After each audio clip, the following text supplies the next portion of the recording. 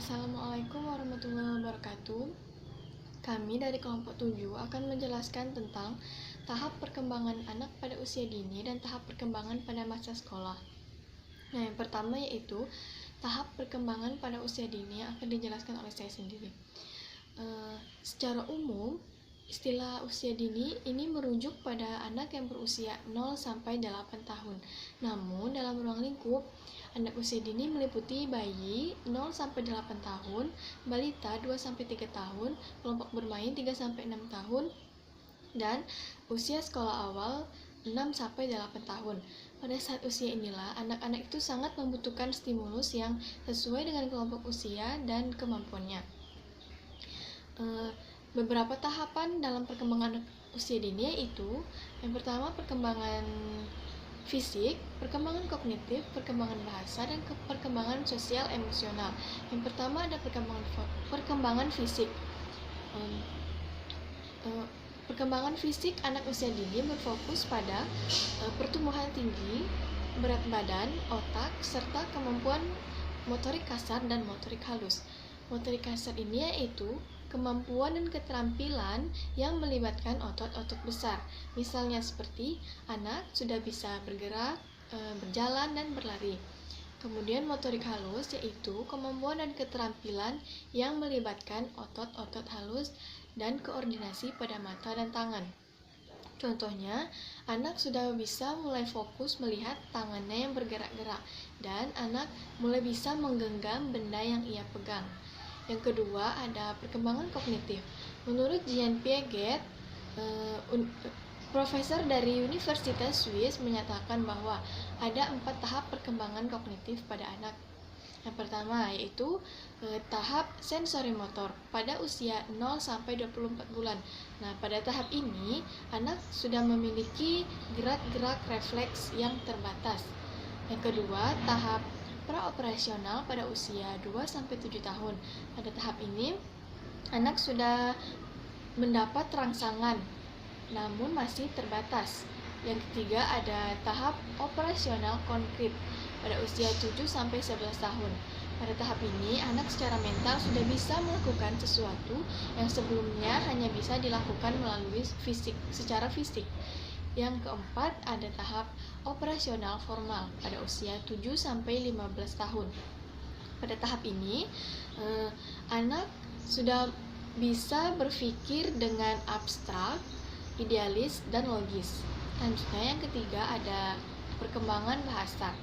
Pada masa prasekolah, perkembangan bahasa anak mulai berkembang pesat.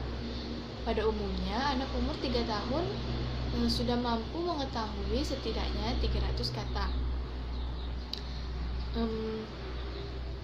Bahasa orang dewasa menjadi bahasa anak ketika anak mulai mencapai usia 3 tahun. Pada saat usia itu, anak sudah dapat membedakan antara saya, kamu, dan kita. Dan pada usia 4-5 tahun, perkembangan bahasa anak itu seiring berjalan dengan rasa keingintahuannya yang sangat tinggi, sehingga nanti akan timbullah pertanyaan-pertanyaan dari anak tersebut dengan kemampuan bahasanya sendiri. Dan kemampuan berbahasa anak juga bisa berkembang dengan cara dengan mereka berinteraksi dengan teman sebayanya. Pada usia antara 4 dan 5 tahun, kalimat anak sudah terdiri dari 4 dan 5 kata. Anak juga sudah bisa menggunakan kata depan seperti di luar, di samping, dan di bawah. Dan antara usia 5 dan 6 tahun, kalimat anak itu sudah terdiri dari 6 sampai 8 kata. Anak juga sudah bisa menjelaskan kata atau kalimat sederhana, dan anak juga sudah mengetahui lawan kata. Anak juga sudah mampu menggunakan kata depan, kata hubung, dan kata sandang. Selanjutnya, perkembangan sosial emosional. Perilaku sosial merupakan aktivitas dalam berhubungan dengan orang lain, baik dengan teman sebaya, orang tua, ataupun saudara-saudara. Sejak kecil, anak sudah belajar berperilaku sosial. Apapun yang ia pelajari dari lingkungan keluarga mampu mempengaruhi pertumbuhan perilaku sosialnya. Emosi merupakan suatu keadaan atau perasaan yang bergejolak pada dalam diri seseorang yang ia sadari, yang diungkapkan melalui wajah dan tindakan. Reaksi emosional ini sudah ada sejak bayi dilahirkan. Contohnya, seperti jika bayi itu merasa tidak senang, ia akan bereaksi dengan menangis. Namun jika ia merasa senang, ia akan menghentak-hentakkan kakinya. Dengan meningkatnya usia anak, maka reaksi emosionalnya juga akan berkembang dan berbeda. Misalnya, pada reaksi ketidaksenangannya, yang awalnya ia hanya bereaksi dengan menangis dan menjerit, namun seiring bertumbuhnya usia, maka reaksi tersebut akan berkembang menjadi melempar benda, melontarkan kata-kata, menghindar, dan bersembunyi. Dengan bertambahnya usia, reaksi emosional dengan kata-kata itu akan berkembang. Namun, reaksi dengan sikap itu akan berkurang. Nah, selanjutnya akan dijelaskan oleh teman saya, Imazola. Baiklah, saya Imazola Tremiza akan menjelaskan tentang tahapan pada anak usia sekolah. Nah, pada tahapan perkembangan anak usia sekolah ini, anak lebih mengembangkan keterampilan interaksi sosial, belajar moral, baik itu dari lingkungan keluarga, masyarakat, maupun di pihak sekolahnya, serta anak dapat memerankan posisi penting dalam suatu kelompok. Nah, selain itu, pada tahapan perkembangan anak usia sekolah, itu adanya mengembangkan konsep diri, keterampilan belajar menghargai lingkungan sekitarnya. Adapun tahapan-tahapan perkembangan pada anak usia sekolah, yaitu pertama, perkembangan fisik motorik. Nah, pada fisik motorik ini, anak-anak pada usia 7-12 tahun akan bergerak lincah. Nah, fisik-fisiknya akan bergerak lincah, serta aktif. Nah, pada ini difasilitasi oleh pihak sekolah seperti pada mata pelajaran adanya mata pelajaran keterampilan. Nah, seperti membuat kerajinan tangan, itu bisa berupa menjahit, menyulam, membuatkan kerajinan tangan yang lainnya. Yang kedua, adanya pelajaran olahraga. Nah, di dalam pelajaran olahraga ini, anak-anak dituntut bisa untuk berlari, bermain yang lainnya, dan senam setiap saat. Maksud setiap saat ini, pihak sekolah mungkin di setiap sekolah ada senam pagi. Nah, yang kedua tahap perkembangan intelektual. Pada perkembangan intelektual ini, anak-anak akan mulai berpikir. Nah, berpikir anak ini akan selalu berkembang secara bertahap. Nah, pada perkembangan intelektual ini, pada anak usia SD akan berkembangnya hanya beberapa, seperti bisa mengalih, membagi, menambah, mengurangi. Sedangkan pada pihak SMP nanti, pada anak usia SMP, anak-anak lebih lagi perkembangan intelektualnya lebih tinggi lagi dari pihak anak SD, dan seterusnya anak SMA juga akan lebih tinggi dan lebih bisa intelektualnya lebih tinggi lagi daripada anak SD maupun SMP.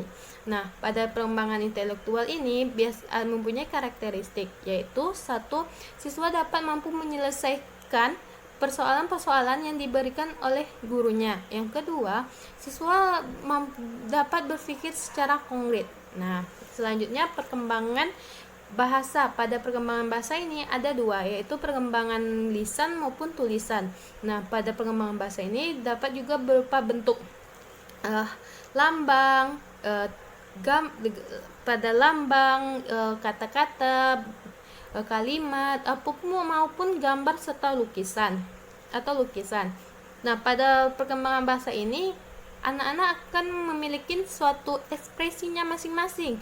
Nah, karena saat kita berkomunikasi itu kita menggunakan bahasa gitu. Nah, pada berkomunikasi ini anak-anak akan diminta untuk bisa mengekspresikan apa yang akan dikeluarkannya pada lawan bicaranya. Jadi, anak-anak akan berekspresi, akan memiliki gestur mimiknya masing-masing. Nah, pada perkembangan bahasa ini, pihak sekolah akan memfasilitasi anak-anaknya itu berupa adanya pelajaran bahasa. Biasanya, bahasa Indonesia sekarang untuk seluruh sekolah di Indonesia itu mewajibkan adanya pembelajaran bukan mewajibkan, tapi rata-rata sudah mewajibkan adanya pembelajaran bahasa Inggris. Nah, pada pembelajaran bahasa ini biasanya pihak-pihak sekolah juga memfasilitasi bahasa-bahasa lainnya kepada anak didiknya. Itu bisa juga berupa seperti bahasa Jepang, Jerman, Inggris, bahasa Jepang, Jerman, Cina, Arab, dan bahasa asing-asing lainnya yang akan diberikan pihak sekolah ke peserta didiknya. Yang ketiga, yang keempat, perkembangan emosi. Nah, pada perkembangan emosi ini itu biasanya di usia yang lebih tinggi, pada kelas yang lebih tinggi yaitu 4, 5, 6 dan seterusnya, itu anak-anak mulai mengontrol dan mulai belajar mengontrol emosinya. Nah, pada belajar mengontrol emosinya ini, anak-anak belajar dari meniru dan latihan. Nah, seperti anak-anak akan meniru itu, baik itu berupa lingkungan keluarganya, lingkungan sekitarnya, lingkungan masyarakatnya, maupun lingkungan sekolahnya. Nah, jadi seperti bila di lingkungan anak tersebut, anak itu memiliki emosi yang stabil, baik, maka anak tersebut akan mempunyai emosi yang stabil dan baik juga. Jadi jadi untuk pihak-pihak yang mempengaruhi anak ini diharapkan mempunyai keterampilan mengendalikan emosi yang baik dan stabil supaya anak ini mendapatkan latihan maupun peniruan keterampilan emosi yang baik juga. Nah, contoh emosi yang stabil dan baik ini itu ditandai dengan anak-anak yang murah senyum, bahagia, terus bisa berinteraksi sesama yang lain secara baik. Nah, sedangkan contoh yang tidak stabil maupun yang buruk dalam mengendalikan emosinya, ini contohnya anak-anak suka cemberut, merengut, tidak dapat berinteraksi dengan yang lainnya. Nah, itu tidak baik untuk anak. Nah, yang kelima, perkembangan sosial. Nah, pada perkembangan sosial ini anak diminta untuk mampu menempatkan dirinya pada keadaan lingkungan sekitarnya. Nah, pada lingkungan sosial ini, perkembangan sosial ini biasanya pihak sekolah akan memfasilitasi seperti pemberian tugas kelompok kepada siswanya sehingga siswa dapat mampu menempatkan dirinya pada yang lainnya. Terus yang kedua, siswa dapat berinteraksi dengan sesama yang lainnya. Nah, yang keenam, perkembangan keagamaan. Nah, pada perkembangan keagamaan ini, siswa diminta untuk menghargai perbedaan-perbedaan yang agama yang ada di lingkungannya. Nah, pada pihak sekolah, biasanya pihak sekolah akan memberikan pelajaran-pelajaran agama kepada siswanya, sehingga siswa dapat mampu mempercayai dan melaksanakan kewajibannya terhadap Yang Maha Kuasa. Baiklah, hanya segitu yang dapat saya sampaikan. Kurang lebih saya dan teman saya mohon maaf. Saya akhiri. Wassalamualaikum warahmatullahi wabarakatuh.